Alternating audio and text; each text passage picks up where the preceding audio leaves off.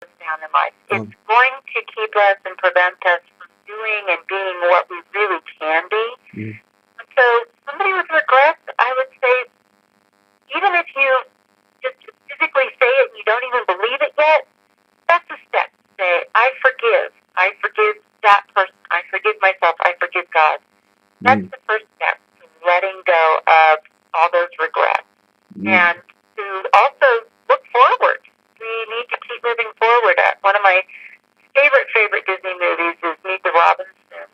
And that little movie is all about looking forward to the future and knowing that you still have control in your life, that you can make choices now to move forward. Learn from those regrets, learn from those things that didn't happen, but move forward and keep going forward.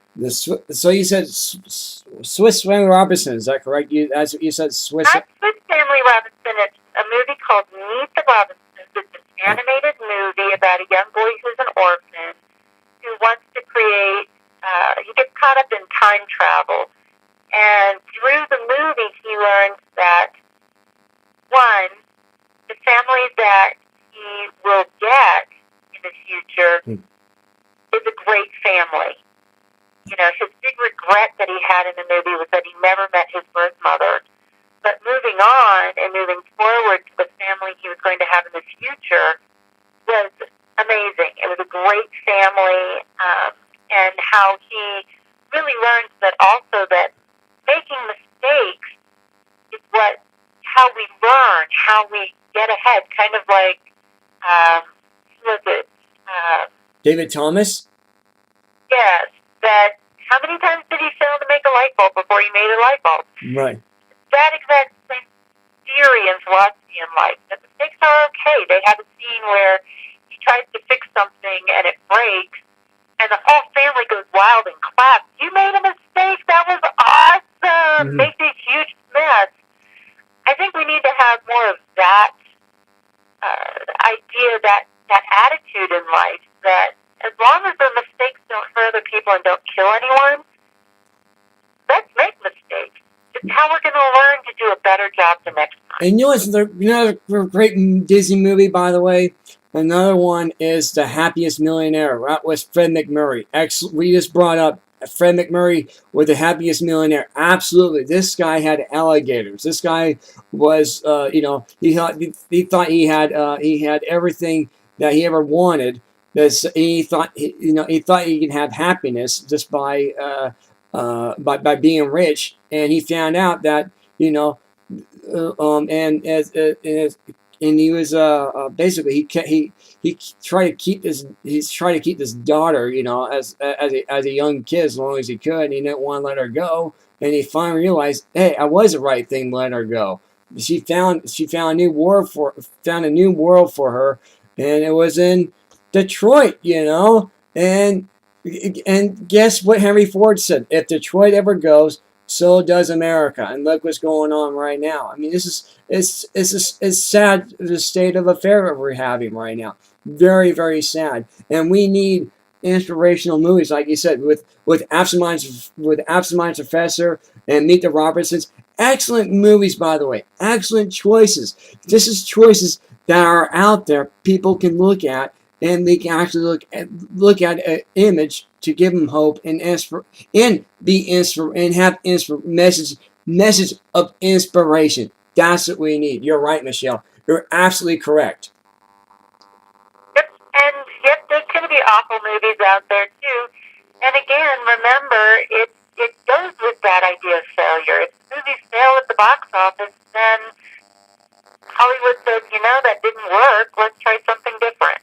Right. So it's up to us as citizens of the United States to make choices that will lead the entertainment industry in the direction we want it to go. Yeah, and we have to be the censors, not the government. We, the people, have to be the censors for them, because if you see a movie that's it's garbage, don't go to it. I don't encourage my listeners or audience to go to it. My viewers, no, don't go to it. Do not watch it. Do not be part of it. You don't need to be part of it. You don't need to be in that number of that category you're putting yourself into. You don't need to do that. You're putting yourself into a negative category. Do not do that. That's what they need. That's what should be said. And how come the news media is not saying that that the category you're putting yourself into? Oh, you're going to, if you don't see this movie, you're going to regret it. No, no, it's choices that we make that we're going to regret. So why should the news media tell us, or the entertainment industry tell us what we need to watch and what we need to see? This is ridiculous. It's outrageous. Go ahead, Michelle.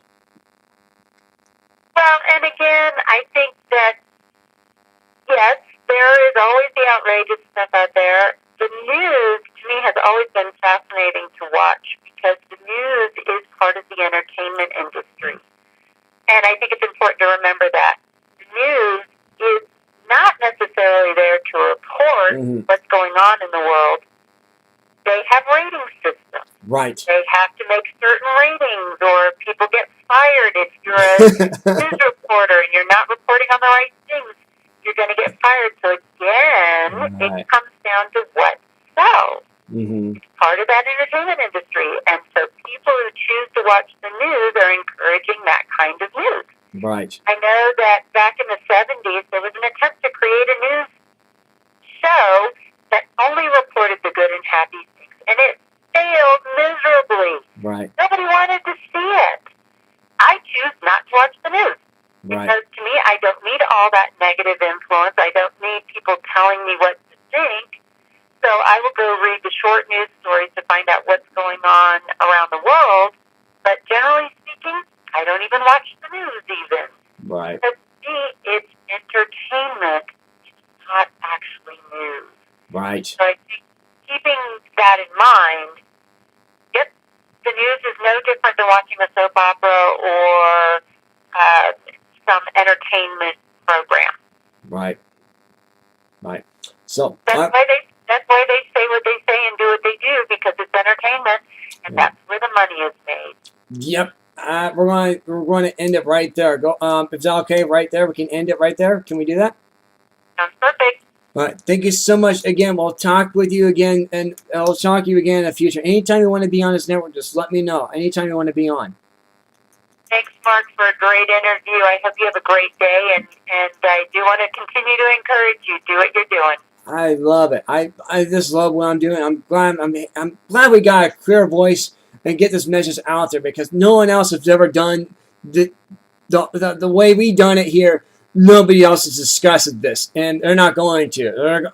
And believe me, we're going to take this message to Dr. Phil, by the way, too, as well. So he's going to analyze this and look at this one, too, as well. We're going to send it to him. So we'll send this message out to Dr. Phil for him, too, as well. And we'll send this to Dr. Oz, because we basically covered also with his drugs and everything else, that these people who are suffering depression, they're looking at the entertainment industry. And now Dr. Phil with Ellen